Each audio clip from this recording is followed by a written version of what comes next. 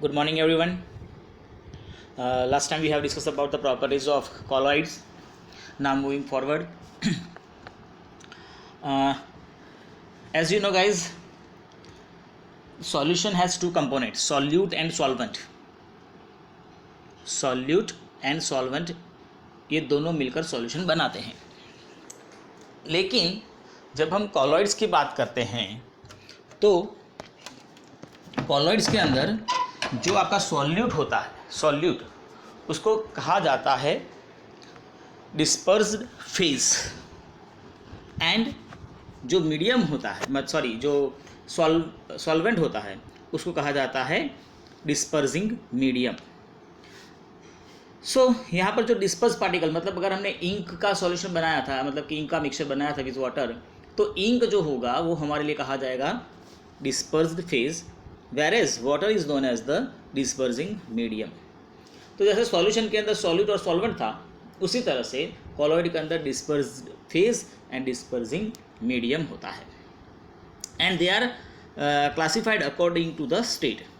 मतलब सॉलिड हैं, लिक्विड हैं, गैस हैं, और उस तरह से हमने उसको अलग अलग फॉर्म में क्लासीफाई किया हुआ है। हो सकता है कि कभी फेज में सॉलिड हो तो कभी लिक्विड हो तो कभी गैस हो, और उसी तरह से मीडियम भी सॉलिड, लिक्विड या तो गैस हो सकता है। और इसके लिए just you have to refer the table.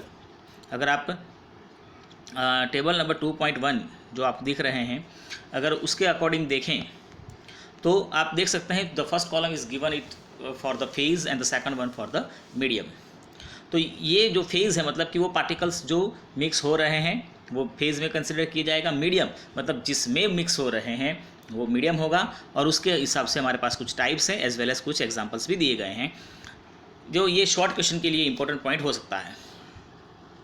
तो फर्स्ट वन देखो, आप समझ लो कि अगर आपका जो फेज़ है वो लिक्विड है और वो गैसेस के अंदर मिक्स हुआ है, मतलब जो फेज़ हैं वो लिक्विड फॉर्म में है, मतलब पार्टिकल्स, और वो जिसमें मिक्स हुआ है वो मीडियम जो है वो गैस हैं, तो ऐसे टाइप के कॉलॉइड्स को कहा जाता है aerosol. For example fog, clouds, mist.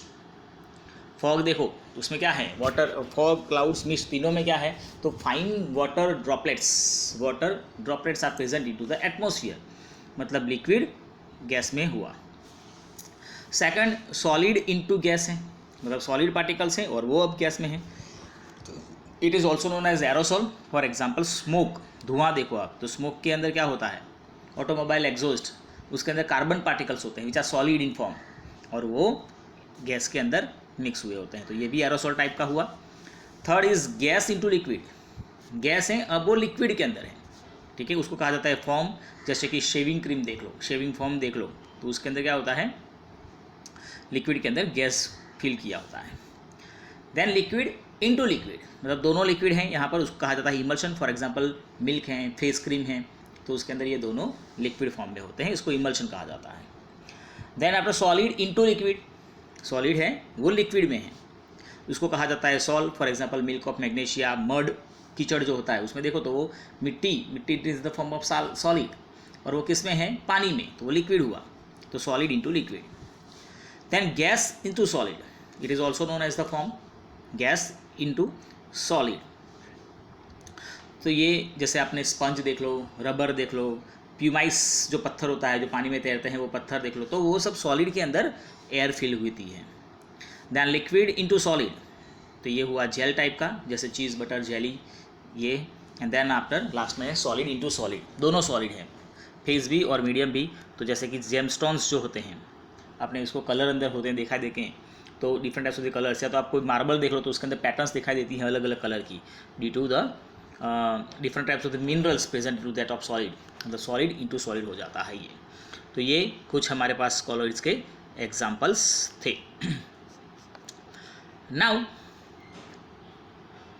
The next topic is, तो यहाँ पर समझो कि हमारे पास जो मिक्सचर का जो टॉपिक था वो कंप्लीट हो गया। मिक्सचर का जो टॉपिक था उसमें 3 जो अलग अलग थे वो सब हमने कंप्लीट कर दिया। अब अगर आपके पास वो मिक्सचर है उसको सेपरेट करना है, तो ये बाकी का जो पार्ट है वो उसके अंदर आएगा, separating the component of a mixture, किस तरह से आप उनको अलग कर सकते हैं। तो उसके लिए we have learned that the most of the natural substances are not chemically pure. हमने देखा कि बहुत सारे सब्सटेंस ऐसे हैं जो हमें चाहिए वो उस तरह के प्योर फॉर्म में नहीं होते हैं, they might be present into some mixture. So different methods of separation are use to get individual component from a mixture. तो हमें उसमें से, उस मिक्सचर में से अलग अलग कंपोनेंट चाहिए। सपोज आप देखो, जस्ट एक फॉर एग्जांपल ले लेके हमारे पास पेट्रोलियम है, क्रूड ऑयल। तो क्रूड ऑयल के अंदर बहुत कुछ है, उसके अंदर पेट्रोल है, डीजल है, कैरोसिन है, नेचुरल गैस है, आसफाल्ट हैं, नेफ्ता है, वैक्स हैं, कीचड़ है, पानी है, numbers of things are that. तो वो सबको अलग करना है, तो उसके लिए हमें सेपरेशन टेक्निक चाहिए होगा। ठीक है, तो जो अब तक हम छोटे स्टैंडर्ड में पढ़कर आए हैं, लोअर स्टैंडर्ड में, कि भाई we have some technique for the separation like sieving है या हैंड पिकिंग है, फिल्टरेशन है, ये सब कब यूज़ होता था? जब वो हीट्रोजीनियस मिक्सचर होते थे। हीट्रोजीनियस, दोनों एक मिक्स होते हैं लेकिन कंप्लीटली मिक्स नहीं होते हैं। आपको वो अलग अलग दिखाई देंगे, जैसे कोई वीट या राइस के दाने हैं और उसके अंदर कुछ मिट्टी के, कुछ पत्थर के कण हैं, तो आप उसको देख सकते हैं, उसको निकाल लेते हैं। वो अंदर ऐसे मिक्स नहीं हो गए हैं कि आपको वो, आप उसको हाथ से नहीं पकड़ सकते हैं। तो वो हीट्रोजीनियस मिक्सचर था। आप उसको फिल्टर कर सकते हैं या तो आप उसको हैंड पिकिंग से या सीविंग से अलग कर सकते हैं। But each and every mixture are not separated by this method. हर एक इस तरह से अलग नहीं हो सकता है। For that we have given certain cases, हमें कुछ केसेस दिए हैं, जैसे कि how can we obtain coloured component from the blue और ब्लैक इंक। अब आपके पास फाउंटेन पेन है समझो, और उसके अंदर इंक है, तो आप इंक देखा होगा वो लिक्विड फॉर्म में होती है, ठीक है, बट एग्जैक्टली वो लिक्विड पहले से नहीं होती, उसको लिक्विड बनाया जाता है। तो उसका सॉल्यूशन बनाया गया है, उसको पानी के साथ मिक्स करके बनाया गया है। मतलब जो पाउडर जो हमने मिक्स किया था वो हमारे लिए है डाई।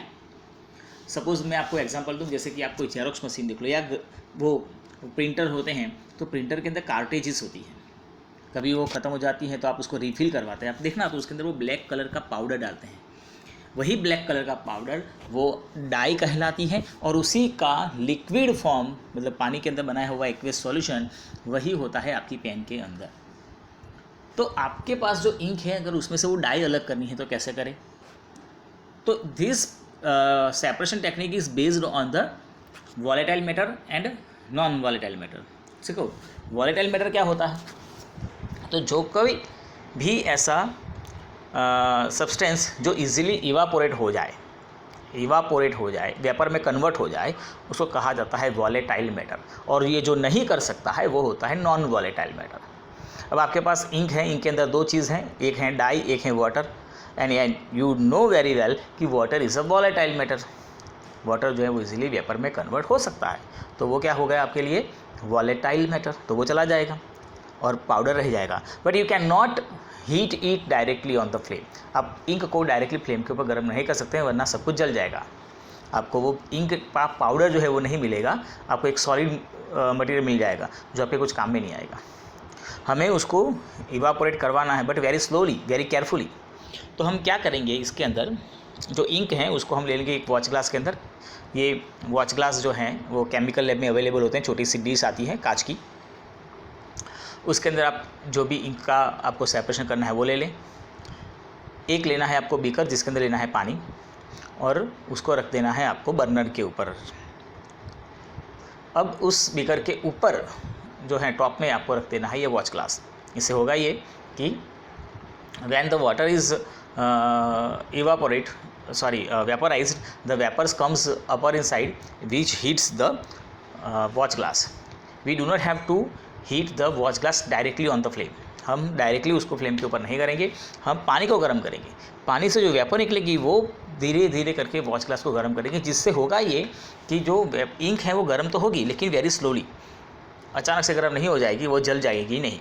और जैसे धीरे धीरे गर्म होती जाएगी, उसके अंदर का जो वॉलेटाइल मैटर हैं वो वेपर फॉर्म में कन्वर्ट होकर निकल जाएगा, and you find that after some time you got a black और blue whatever you have taken powder. आपको वो पाउडर मिलेगा विच इज़ द डाई। तो वो जो इंक था उसका जो वो है डाई है। सो दस you can separate the volatile matter from non volatile matter. You can separate the volatile components from its non volatile components. तो इस तरह से हम ये सेपरेशन टेक्निक जो है उसको यूज़ कर सकते हैं।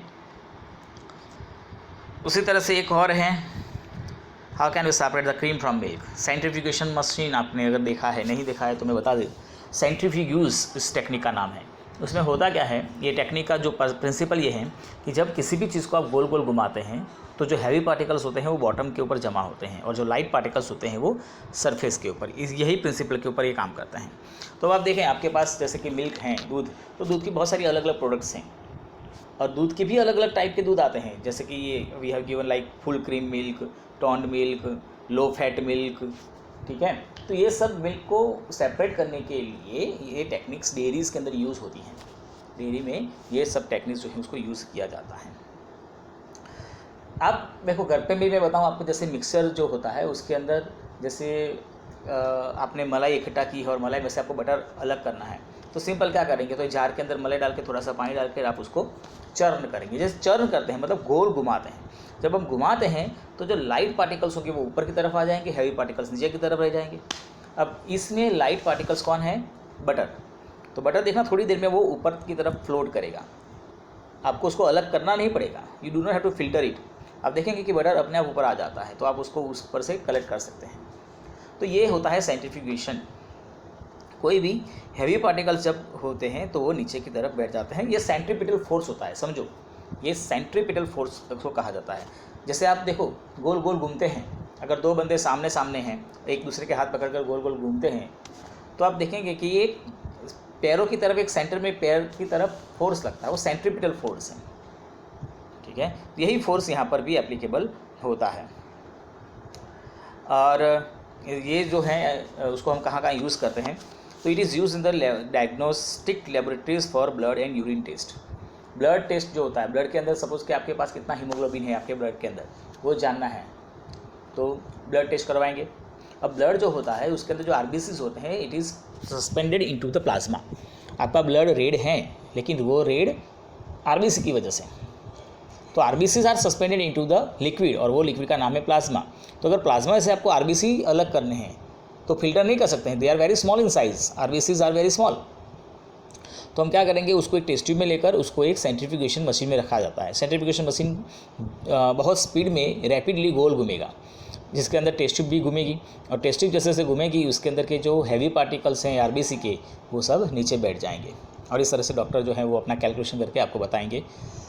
तो ये सब जो टेक्निक्स हैं सेंट्रीफ्यूगेशन लैबोरेटरी में यूज़ होती है। जैसे हमने आगे कहा कि it is also use in the dairies for the separation of the butter from milk and use in the washing machine. देखो वॉशिंग मशीन में किस तरह से होता है, जैसे वॉशिंग मशीन अपना काम कर लेता है, मतलब कपड़े धो देते हैं, तो लास्ट में उसमें से पानी को स्क्वीज़ करने के लिए वो बहुत रैपिडली ज़ोर से गोल घूमता है। अगर आप उसको ऊपर से देखेंगे तो आप देखेंगे कि सारे कपड़े सरफेस के ऊपर चिपके हुए होते हैं और गोल गोल घूमता होता है, और उस टाइम पे जो पीछे की वॉल जो होती है पोरस होती है, उसमें से पानी जो है वो बाहर निकल जाएगा। तो the same technique it is also used in that case.